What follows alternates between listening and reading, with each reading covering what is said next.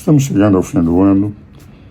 Eu queria mandar uma mensagem especial em relação a todos os meus seguidores, enfim, que se me seguem porque, de certa forma, comungam dos mesmos ideais, dos mesmos princípios, das mesmas preocupações em relação ao Brasil e devem ser patriotas. Eu, um velho de 89 anos, continuando a refletir sobre o Brasil, porque amo minha pátria. Tenho certeza que aqueles que me seguem também têm o mesmo amor pela pátria que eu tenho. Mas queria fazer um rápido apanhado desse fim de ano.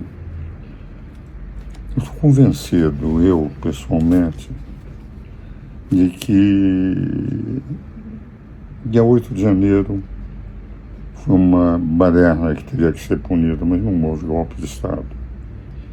Reiterei repetidas vezes, por ser professor da Escola do Comando de Estado-Maior do Exército, durante 33 anos, que as Forças Armadas jamais dariam um golpe. Conhecia aqueles que estavam nas Forças Armadas, muitos deles, a grande maioria, tendo ouvido as minhas aulas. Então, para mim foi uma baderna, não foi golpe de Estado. Por outro lado, sem conhecer os detalhes da questão, a não ser aquilo que eu li pelos jornais da prisão do Braga Neto, eu entendo que a jurisprudência suprema dizia que, com base em delação premiada, não poderia haver prisão provisória ou prisão preventiva. E ele foi baseado na delação premiada de um coronel. Também algo que, do ponto de vista jurídico, tenho minhas dúvidas. Eu apresento e tenho apresentado apenas como intérprete do direito da Constituição. Também entendo que aquele plano translocado que foi descoberto no celular, matarem autoridades, 3 ou 4 militares, quando nós temos em torno de 140 generais, nós temos 14 almirantes de esquadra, 16 generais de exército, não sei quantos tenentes brigadeiros, eles nunca entrariam. Mas nunca. Tanto é verdade que não houve sequer tentativa. Porque a tentativa teria que ser dado um tiro, foi lá, conseguiu. Não houve nada disso. Houve um plano translocado de alguns oficiais, entende? E nem sei se foi em plano, porque aquilo foi colocado em celular. Então, para mim, também não houve nem violenta atentado ao Estado de Direito ou um golpe de Estado, que faltou aquilo que é fundamental para a existência de um crime, que é a tentativa.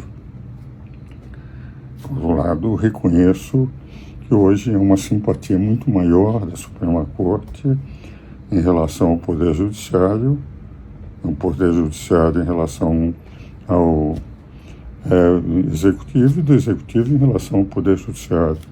Nós temos 3 poderes, é evidente uma sintonia muito maior entre o Judiciário e o Executivo e um Congresso, embora conservador, fragmentado, muitos partidos, e o problema das emendas parlamentares, etc., de terem verbas.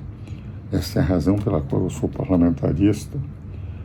Captação, conseguir parte do orçamento para o interesse dos parlamentares não existe no sistema parlamentar. Porque como o chefe de governo sai do legislativo, aquele grupo do legislativo que apoia o chefe do governo não pode deixar a fragilização orçamentária.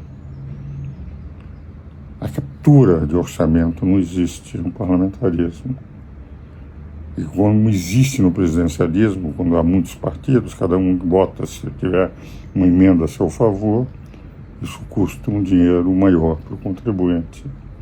É um Congresso fragmentado, um Congresso com emendas parlamentares, de um presidencialismo que não deu certo na América Latina em nenhum lugar. Todos os países tiveram golpes de Estado. Por essa razão, sempre, desde os bancos acadêmicos, defendi o parlamentarismo. Quando eu fiz política até 1965, presidi um partido que era favorável ao parlamentarismo no Brasil, que era o Partido Libertador. Então nós temos uma conjunção entre Supremo e Executivo, simpatias mútuas, um Congresso fragmentado, a economia estourando, entrando na chamada dominação fiscal, em que nem com política monetária se consegue controlar a economia, porque o aumento de juros também, a desconfiança cresce, e a falta de política fiscal, que é a característica maior do governo Lula, que está descompassando volta da inflação, descompasso cambial aí presente. Então nós estamos num fim de ano em que, depois de 2 anos do governo Lula, tivemos um aumento do endividamento, uma fragilização da política econômica, uma simpatia maior do Supremo para o Executivo, umas narrativas, porque, com todo o respeito que sempre tive e digo aqui para os ministros do Supremo, não houve tentativa, porque não houve um ato sequer que poderia ter caracterizado como tentativa. Como dizia o ministro da Defesa, do ministro Múcio, no dia 8 de janeiro não tinha um líder sequer, quem era o líder que estava liderando aquilo, não havia uma arma, não foi necessário nenhum tiro. Apesar de ter tido a informação do governo do presidente Lula, não fez nada, porque recebeu todas as informações para se proteger, e até hoje o Supremo não procurou saber a omissão, o porquê da omissão. Não foi punido ninguém pela omissão monumental que houve no dia 8 de janeiro, o que não aconteceu em São Paulo. O secretário de Justiça reforçou onde havia multidões, a polícia militar, para que não houvesse qualquer tipo de depredação. Então nós temos ainda um país rachado pelas radicalizações, pelos ódios, com participação dos 3 poderes. E o que eu gostaria nessa mensagem final de Natal, não sei se chegarei até o próximo ano, ao Natal do próximo ano, no começo do ano de 2026, com todas as minhas deficiências e problemas físicos, a gente pensasse num Brasil melhor.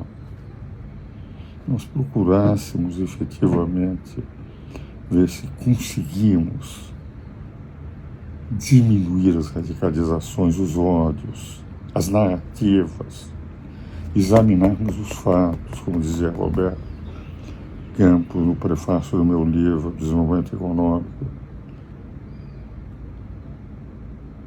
Quem não conhece os fatos não evita a fatalidade.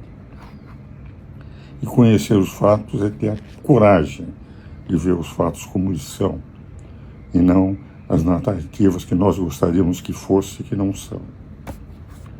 Nós precisaríamos tanto de paz nesse país, para que o dia, qualquer que seja aquele que está na presidência da República, ter paz, mas aquele que está tem que também não alimentar o ódio, para que o país possa sair dessa crise econômica que vai prejudicar brutalmente a todos os pobres. Política porque, enfim, as radicalizações vão se multiplicando. E jurídica, porque o que mais o Brasil está precisando nesse momento é segurança jurídica. E, infelizmente, com os prolongamentos de inquéritos, com todas as questões que estão sendo colocadas, grande parte dos juristas vem sem entrar no mérito da qualidade dos ministros da Suprema Corte. Nós vivemos com uma grande insegurança e despencando o apoio da população à imagem da Suprema Corte. Como eu os respeito, de um lado, mas quero um bem do Brasil muito além do respeito que possa ter por quem quer que seja. É um momento de todos nós, cidadãos e governantes, detentores dos poderes nos 3 poderes, de pensar num país com mais paz, um país em que vivamos o que Cristo no Natal pretendeu, um mais amor. Amor e paz se faz sem ódios e sem radicalizações. Amor e paz se faz cada um de nós pensando muito menos no que temos e no poder que temos, e muito mais numa pátria gigante, que é aquilo que todos nós desejamos para o Brasil no ano de 2025. Para todos os meus amigos seguidores, para todos aqueles que não me querem bem, para todos aqueles que detêm o poder e aqueles que são como eu, cidadãos de segunda, que são cidadãos sem força nenhuma, sem poder. Eu gostaria que todos nós pensássemos na nossa pátria com amor e paz, e pensássemos na nossa pátria, que nós somos mortais e vamos desaparecer a qualquer momento. Mas temos que criar uma pátria maiúscula para todos os nossos filhos e netos, porque, no fundo, nós vivemos para o futuro do nosso país e não para esse momento difícil por que estamos passando. Um feliz 2025 para todos os meus amigos seguidores e para todos os brasileiros.